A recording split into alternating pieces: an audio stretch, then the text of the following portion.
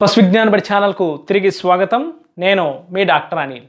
ఇంతవరకు మీరు ఈ ఛానల్ని సబ్స్క్రైబ్ చేసి ఉండకపోయింటే ఛానల్ని సబ్స్క్రైబ్ చేయవలసిందిగా కోరుతున్నాను. అలాగే ఈ వీడియోని కానీ మీరు లైక్ చేసినట్లయితే ఎక్కువ మంది పాడి రైతులకు ఈ వీడియో చేరుకునేటటువంటి అవకాశం ఉంటుంది కాబట్టి వీడియోని లైక్ చేయవలసిందిగా కోరుతున్నాను.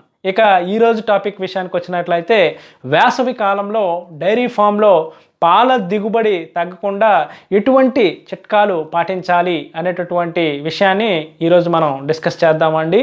అయితే వేసవి కాలంలో ఉండేటటువంటి ఈ వేడి వాతావరణం అనేది పాడి పశువులపైన ముఖ్యంగా 3 దుష్ప్రభావాలను చూపిస్తుంది. ఒకటి, పాల దిగుబడి తగ్గిపోవటము.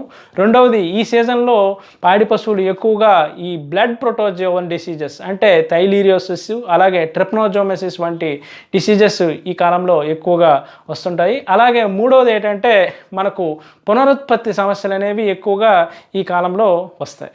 అయితే ఎందుకు వేసవి కాలంలో పశువులు ఇంత ఇబ్బంది పడతాయంటే పశువులు తినేటటువంటి మేతలో ఉండేటటువంటి పీచు పదార్థం అంటే పచ్చి మేతలు అయితేనేమి ఎండు మేతలో పీచు పదార్థం అయితేనేమి ఇవి పశువు యొక్క అరల పొట్టలో అయినటువంటి రూమెన్లో జీర్ణక్రియ జరిగినప్పుడు విపరీతమైనటువంటి వేడి ఉత్పత్తి అవుతుంది.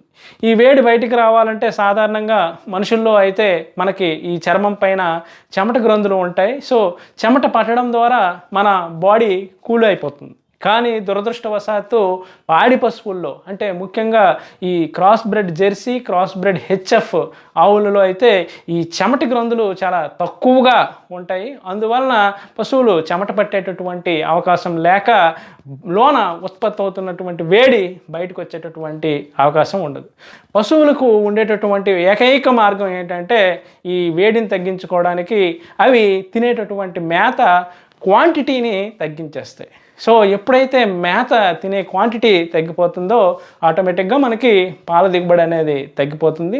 అలాగే ఈ వేడి వాతావరణం అనేది పశువు యొక్క హార్మోనల్ వ్యవస్థ పైన చాలా దుష్ప్రభావం చూపించడం వల్ల మనకు ఈ ఎద సమస్యలు అలాగే చూడి కట్టకపోవడం వంటి సమస్యలన్నీ కూడా మనం చూస్తాం.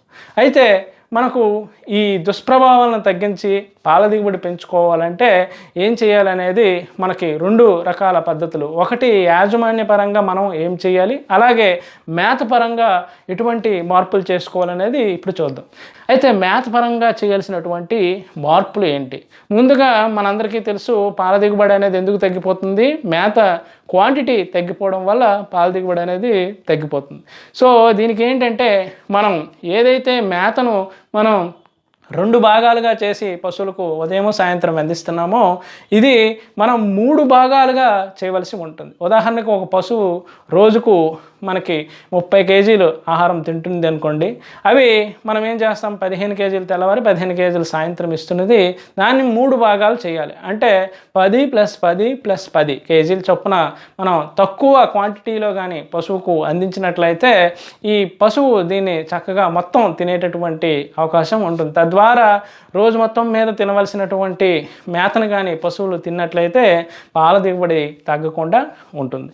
అలాగే మనకి వేసవి కాలంలో పచ్చి మేత కొరత ఉంటుంది కాబట్టి దానికి ఆల్టర్నేటివ్గా వీలైతే సైలేజ్ని కానీ అందించినట్లయితే ఈ సమ్మర్ స్ట్రెస్ని మనం తగ్గించిన వాళ్ళం అవుతాం. అలాగే టీఎంఆర్ కానీ పశువులకు అందించినట్లయితే మనకి సమతుల్యమైన ఆహారం పశువుకు అందడం వల్ల మనకి జీర్ణక్రియ బాగా జరిగి పాల దిగుబడి అనేది తగ్గకుండా ఉంటుంది. అలాగే మరొక ముఖ్యమైన విషయం ఏంటంటే వేసవి కాలంలో మనకి పాడి పశువుల్లో ఈ సోడియం లవణం అనేది బయటికి ఎక్కువగా వెళ్ళిపోతుంది కాబట్టి దాన్ని మనం భర్తీ చేయడానికి మనం నార్మల్ సాల్ట్ అనేది పశువు యొక్క మేతలో మనం ఖచ్చితంగా యాడ్ చేసుకునేటట్టు చూడాలి. అలాగే నీటి విషయానికి వచ్చినట్లయితే ఖచ్చితంగా పశువుకు ఒక రోజుకు 50 నుండి 60 లీటర్ల వాటర్ అనేది తాగడానికి అవసరం ఉంటుంది. సో ఏదో మనం నీరు పెట్టామన్నట్టు కాకుండా ఒక కొలత పెట్టుకొని అట్లీస్ట్ ఈ 50 నుండి 60 లీటర్ల వాటర్ పశువు తాగిందన్నట్టుగా మనం ఎన్షూర్ చేసుకోవాల్సినటువంటి అవసరం ఉంటుంది. యాజమాన్యపరంగా చేసేటటువంటి పరిష్కార మార్గాలు అన్నీ మీకు తెలిసినవే. వీలైతే మనం డైరీ ఫామ్ షెడ్లో ఫ్యాన్లు ఏర్పాటు చేసుకోవాలి. అలాగే మనం ఫాగర్స్ వీలైతే ఏర్పాటు చేసుకోవాలి. అలాగే మనకి ఇది కానప్పుడు ఈ షెడ్ చుట్టూ కూడా ఈ జనుము గోతాలను మనం వేలాడదీసి వాటిని నీటితో తడిపినట్లయితే షెడ్ లోపల చల్లగా ఉంటుంది. అలాగే మీకు తెలిసినవే రూఫ్ పైన మనం ఈ వరిగడ్డి వేసి నీరు జల్లుతున్నట్లయితే షెడ్ చల్లగా ఉండేటటువంటి అవకాశం ఉంటుంది. అలాగే మనం పాడి పశువులకు ఇవేవి చేయలేనప్పుడు అట్లీస్ట్ పాడి పశువులను వేడిగా ఉండేటప్పుడు చల్లటి నీరుతో మనం కడగడం కానీ చేయాలి. అలాగే పశువులను నీటి కుంటల్లోకి వదలడం వంటివి చేయాలి. అయితే ఇక్కడ నేను ఒక పాడి రైతు చేసినటువంటి వినూత్న ప్రయత్నం, అంటే ఈ పశువు యొక్క బాడీని చల్లగా ఉంచేందుకు ఆయన చేసినటువంటి ప్రయత్నాన్ని మీకు చూపిస్తాను. షెడ్లో ఒక వాటర్ ట్యాంక్ ఏర్పాటు చేసుకొని దాని నుండి పైపులు డైరీ ఫామ్ అంతా పంపించి ఎక్కడైతే పశువు ఉంటుందో ఆ ప్లేసుల్లో ఆ పైప్స్కు చిన్న కన్నాలు పెట్టడం ద్వారా నీటి చుక్కలుగా పశువు మీద పడడం అనేది జరుగుతుంది. సో దీనివల్ల పశువు బాడీ కూలింగ్గా ఉంచుకునేటటువంటి అవకాశం ఉంటుంది. సో వీలైతే మీరు కూడా మీకు వెసులుబాటు బట్టి ఇది ప్రయత్నం చేస్తారని ఆశిస్తున్నాను.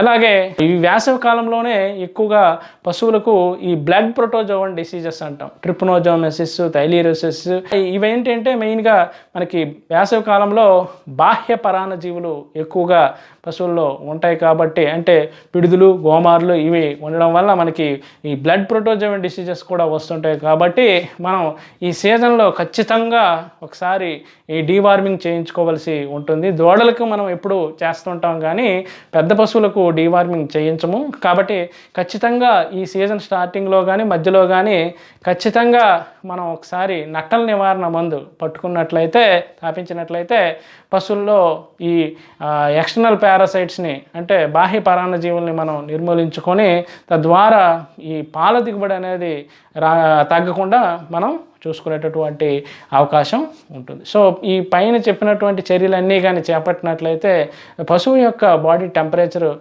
కంట్రోల్లో ఉండి మనకి ఈ పునరుత్పత్తి సమస్యలు, అంటే పశువులు ఎదకి రాకపోవడము, ఎదకొచ్చిన మోగ ఎద, అటువంటి సమస్యలన్నీ కూడా నివారించుకునేటటువంటి అవకాశం ఉంటుంది. ఈ వీడియో మీకు ఉపయోగపడిందని అనుకుంటున్నాను. మరొక వీడియోతో మళ్ళీ మీ ముందుకు రావడం జరుగుతుంది. అంతవరకు సెలవు. నమస్తే.